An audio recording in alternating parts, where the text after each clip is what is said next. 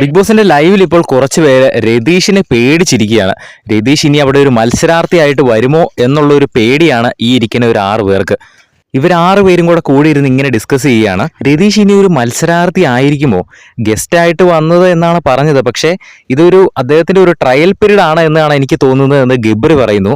അതുപോലെ തന്നെ സായി പറയുന്നുണ്ട്, ചിലപ്പോൾ ലാലേട്ടൻ വരുമ്പോൾ നമ്മുടെ അടുത്ത് ചോദിക്കുമായിരിക്കും ഇനി രതീഷിന് ഇവിടെ നിർത്തണോ എന്ന് നമ്മളോട് എല്ലാവരോടും ചോദിച്ചു കഴിഞ്ഞാൽ ഞാൻ പറയും നിർത്തണ്ട. ആസ് ഒരു പ്ലെയർ ആയിട്ട് നോക്കുമ്പോൾ ഒരു എതിരാളി പുറത്ത് പോട്ടെ എന്നാണല്ലോ നമ്മൾ വിചാരിക്കുള്ളൂ. അപ്പൊ ഞാൻ പറയും അങ്ങനെ ചോദിക്കുകയാണെങ്കിൽ ഞാൻ പറയും നിർത്തണ്ടെന്ന്. അപ്പൊ ഗബ്രിയും അർജുനൊക്കെ കൂടി പറയുന്നുണ്ട് ഞാനും പറയും നിർത്തണ്ടെന്ന്.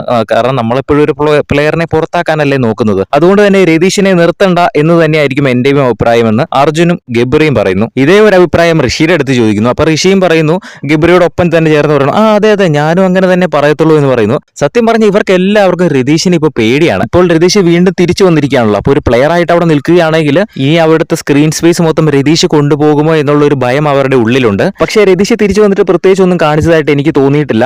ഒരു പ്ലെയർ ആയിട്ട് അല്ല രതീഷ് വന്നിരിക്കുന്നതെന്ന് തന്നെ നമുക്ക് ഉറപ്പിക്കാൻ കഴിയും. കാരണം ലാലേട്ടൻ പറഞ്ഞു, ബിഗ് ബോസ് പറഞ്ഞു, മാത്രമല്ല രതീഷിനും അങ്ങനെ തന്നെ പറയുന്നുണ്ട്. മാത്രമല്ല വോട്ട് ചെയ്ത് പുറത്തായ ഒരാൾ വീണ്ടും ബിഗ് ബോസ് വീട്ടിലേക്ക് തിരിച്ച് കയറില്ല എന്ന് തന്നെ നമുക്ക് പ്രതീക്ഷിക്കാം. എന്തായാലും ഇവർക്ക് ഭയങ്കര പേടിയാണ് കേട്ടോ. ഇവർ ഭയങ്കര ചർച്ചയിലാണ്.